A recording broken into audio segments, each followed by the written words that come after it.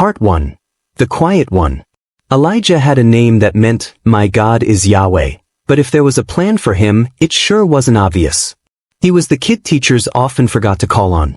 The one picked last for teams, not because he was disliked, but because no one expected him to change the game. He wasn't bad. He wasn't trouble. He just wasn't. In a world obsessed with brilliance, Elijah was painfully average. His grades were mostly C's, with the occasional B that felt more like luck than skill. Math tangled his brain in knots. Science bored him. And literature? He read the words, but never felt the story. He wasn't much for speed either. He tried soccer in middle school. One season. One goal. And even that was an accident. The ball bounced off his shin and rolled in. People cheered, but not because they believed in him. They were just surprised. Strength? He had none of that either. At least, not the kind that gets measured in gym class or recognized in trophies. But what Elijah did have, though he didn't yet know it, was endurance. Not the glamorous, high-octane kind, but the quiet ability to keep going. To wake up the next day, try again, even if the last effort ended in failure. Part 2. Rejections and Defeats. By the time Elijah turned 17, he had learned to expect the word no. No, we've gone with someone else. No, you didn't make the team. No, not this time. He heard it from coaches, teachers, job interviewers, even friends, though they never said it out loud. Their no came in the form of unreturned texts, fading invitations, and group photos posted without him. College applications were the worst. While his classmates celebrated acceptances with Instagram posts and hoodie selfies, Elijah sat staring at a digital inbox filled with rejection letters. Some kind, most cold. He applied to 14 schools. 11 said no. 2 waitlisted him, only to decline later. 1 accepted him, but it was a backup school even he hadn't cared much about. It felt less like a new beginning and more like a consolation prize. His mother tried to comfort him. "Rejection doesn't define you," she said. But it sure felt like it did. It defined where he could go, what he could study, even how people saw him. His father, a man of few words, simply nodded at the final acceptance and said, "It's something." That stung more than silence. So he packed up and went. Not with excitement, but with the dull ache of someone who had dreamed of more. Part 3. The Turning Point. It happened during his second semester of college. Elijah had scraped through his first term, barely passing most classes. He convinced himself things would get better. He just needed more time, more focus, more something. So when he enrolled in Foundations of Engineering, a course known for its intensity, he told himself this would be the moment he proved everyone wrong. But reality was sharper than optimism. He stayed up late watching YouTube tutorials.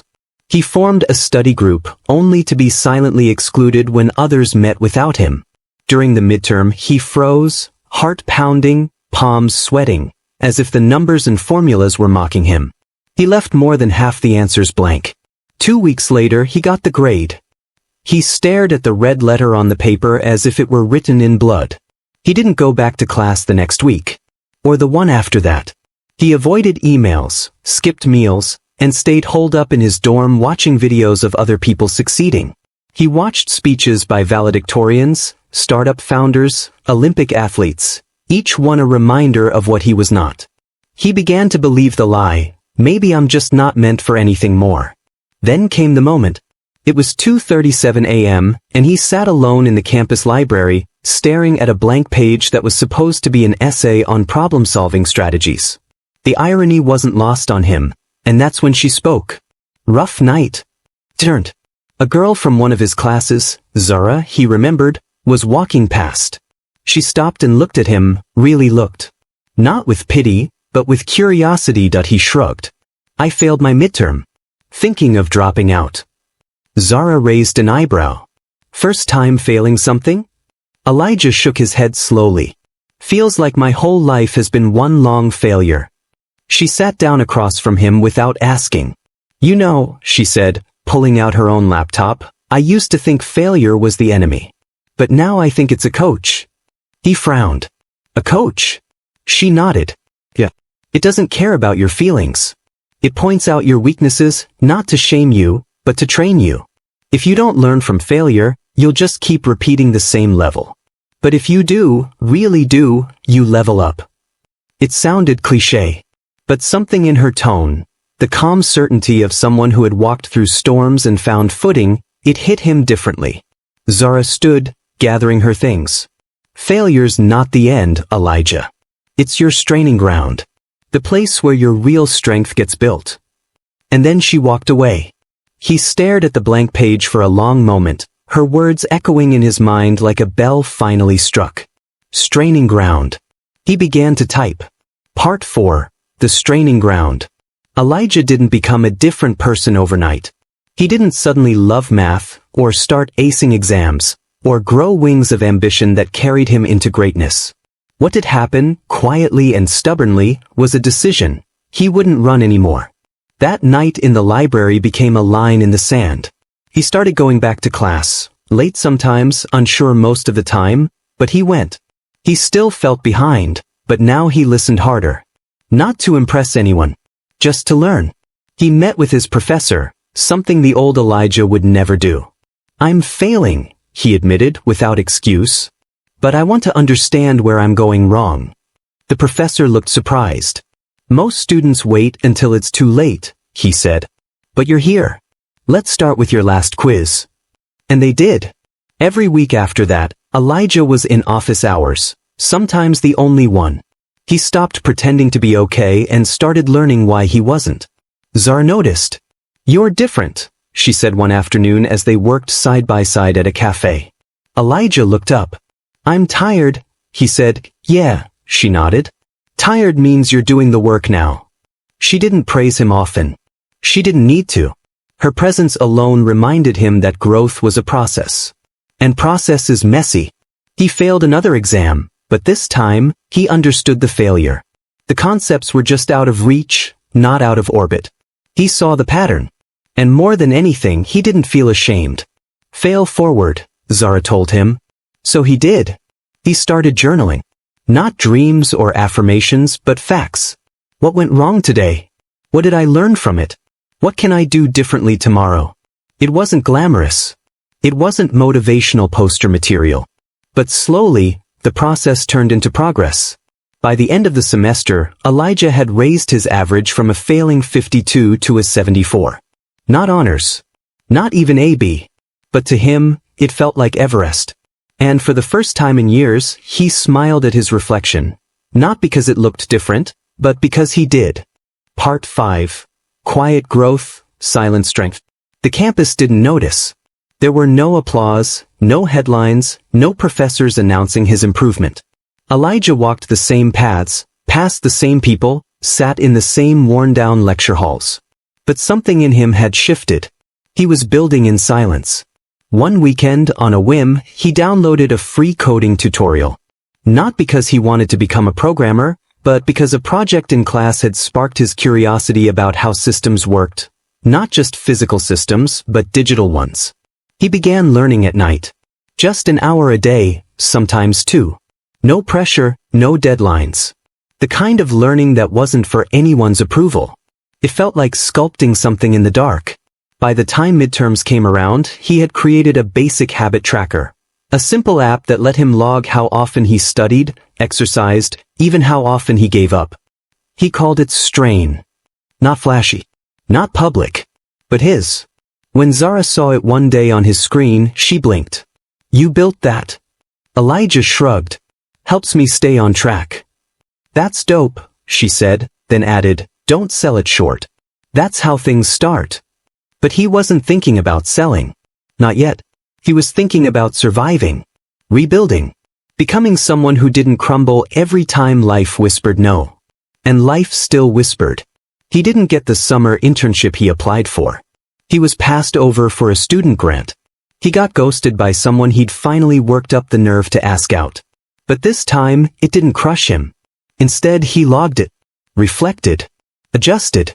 He was failing forward. And more importantly, he was failing better. Some nights were still hard. Doubt didn't disappear. It simply became another weight to lift. Some days, Elijah wanted to quit again. But he didn't. Because this wasn't about being the best. It was about becoming better than he was yesterday. The wins were quiet, turning in an assignment early for the first time, speaking up in class without sweating, helping a classmate who was struggling, and realizing he understood more than he thought. These weren't moments anyone clapped for, but they were bricks in a foundation no one could see yet. Part 6. The Opportunity. The email came on a Tuesday morning. Subject: Student Innovation Showcase, Project Submission Open. Elijah almost deleted it. It looked like another event for the overachievers, the ones who seemed to juggle clubs, GPA, side hustles, and charisma like it was nothing. But the words, open to all students, personal or academic projects welcome, stopped him. He thought about Strain, the small app he'd built to track his habits. Still raw, unpolished, just a side project. He clicked the link anyway. That night he hesitated. For nearly an hour, he hovered over the submit button. The form asked for a project description, goals, obstacles, a personal statement. He stared at the box for personal notes and, after a deep breath, typed, "This app isn't groundbreaking. It's not built by a genius. It doesn't use AI or blockchain or solve world hunger. But it helped me go from barely surviving college to actually showing up for myself every day. I failed out of my first midterm. This app helped me learn how to fail better, and that's how I got here. If that's worth showcasing, then here I am." He clicked submit and went to sleep not with hope, but with resolve. Whatever happened next wouldn't define him, but it might just stretch him. 2 weeks later he was selected. Not as a finalist. Not for an award. But for a spot on the exhibition floor. Zara grinned when she heard, "You're in." Elijah blinked. "I don't know if I belong there." She shrugged. "Neither did I last year. But we don't go because we're the best, we go because we're building." The day of the event, Elijah stood at a folding table in a noisy auditorium, surrounded by sleek presentations and high-energy students with logos and marketing materials. His table had a laptop, a simple display, and a hand-printed sign that read, "Strain, how failure became my discipline." People walked past. Some stopped, asked questions. He told them the truth, how he'd nearly dropped out, how failure had trained him, how this app didn't fix his life, but helped him take responsibility for it. One professor lingered longer than the rest. "You built this alone?" "Yes, sir. I'm leading a research program this summer focused on behavioral design. I think you'd fit. Apply. We need more people who understand the why, not just the how." Elijah nodded, stunned. It wasn't a guarantee. It was an opening.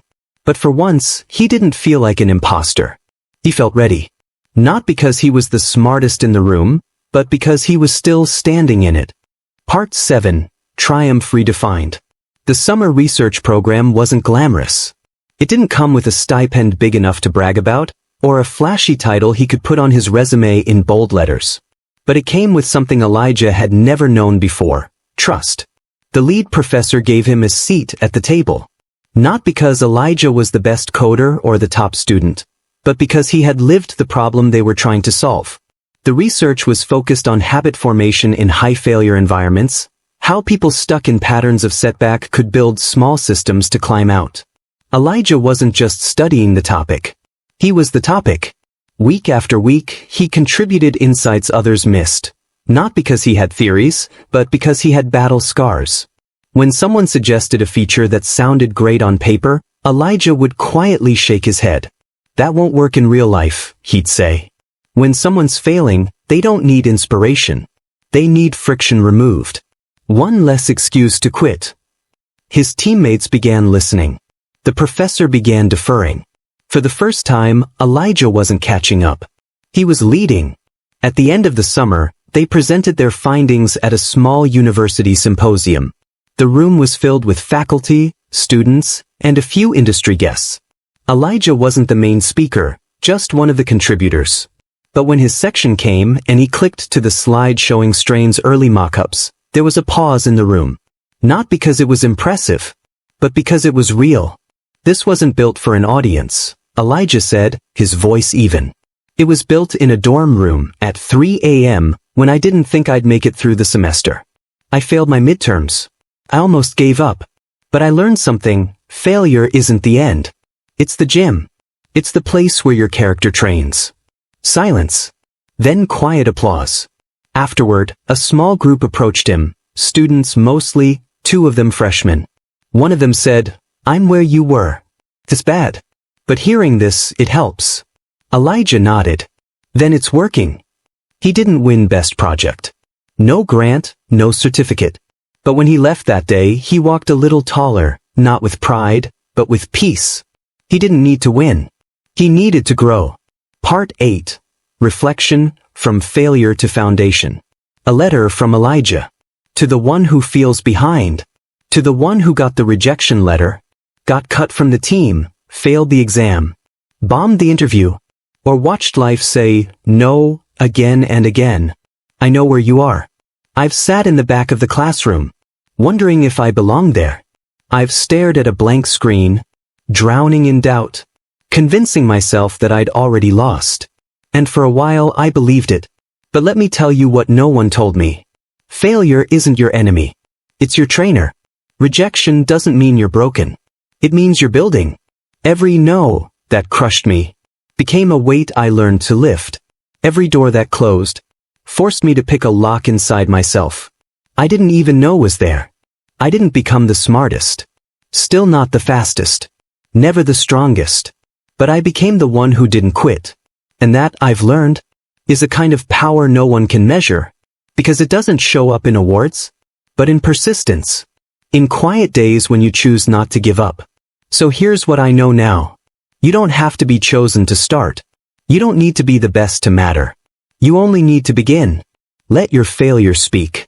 Not shame. Not defeat. But truth. Listen to what it's teaching you. Train in the strain. And then one day, when someone younger or hurting or stuck asks you how you got through, you'll smile. Not because it was easy, but because you made it. One failure at a time. Elijah. Thanks for watching. Make you like and subscribe. Don't forget to turn on the notification bell for newly created content.